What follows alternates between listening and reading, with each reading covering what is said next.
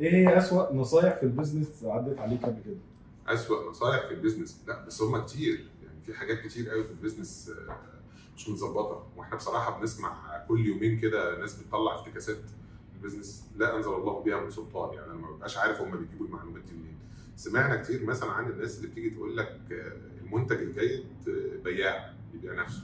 الجمله دي ناس بيقولوها كتير، انا بصراحه مش عارف هم جابوا الجمله دي منين. انا طول عمري اعرف ان المنتج الجيد احد الاعمده الرئيسيه للبيزنس، دي حاجه مفهومه، نبقى فاهمين ان انا عندي منتج ممتاز شغال عليه مفهوم مظبوط، فيبقى انا شغلي ده بيوصل ان المنتج بتاعي ده محترم.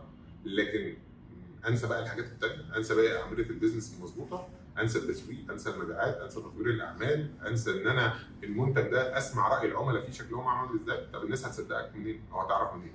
منتجك جيد حلو، ابدا اعمل بقى حملات تسويقيه وعرف الناس ايه المنتج ده عباره عن ايه، شكله ايه، بيشتغلوا ازاي، ايه المميزات اللي هم بيعملوها.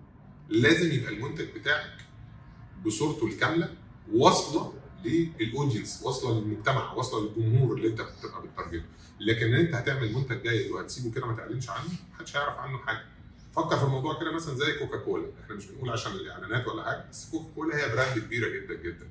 ليه ما زالت لحد النهارده بتعمل حملات تسويقيه؟ ليه بترعى فرق كبيره؟ ليه انها بتعمل مهرجانات وبتعمل ايفنتات وبتجيب رعاه او بتخش كراعي لاحداث وفعاليات كبيره، بتعمل اعلانات في التلفزيون وبتجيب نجوم مشهورين وبتجيب لعيبه كوره عشان خاطر يبقوا بيروجوا للاعلانات بتاعتها، علشان خاطر تبقى دايما في التوب اوف مايند.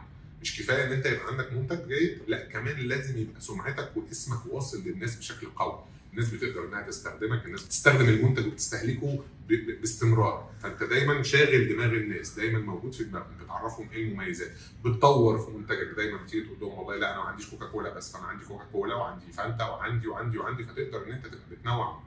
فمنتجك جيد دي احد الاعمده الرئيسيه، مهم. لكن كمان لازم يبقى عندك تسويق جيد، لازم يبقى عندك مبيعات جيده، لازم يبقى عندك فكر في تطوير العمل بتاعك جيد، لازم يبقى في عندك تشغيل جيد، لازم تبقى بتسمع للناس بشكل جيد.